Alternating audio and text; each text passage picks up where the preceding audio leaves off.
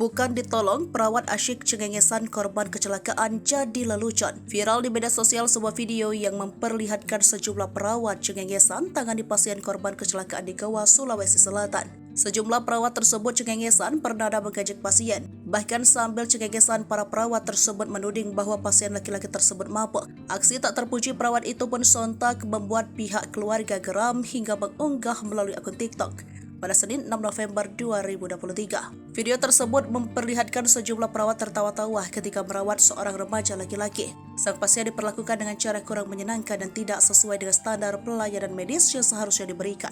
Dalam keadaan tak berdaya, sang pasien malah dituduh sedang mabuk oleh para perawat yang terlihat mengejek sambil tertawa. Kakak dan remaja itu menceritakan insiden yang menimpa adiknya. Ia mengatakan sang adik mengalami kecelakaan dan harus dirawat di rumah sakit. Meski adiknya dalam keadaan rawat, para perawat malah menuduh mabuk saat seharusnya memberikan perawatan yang baik.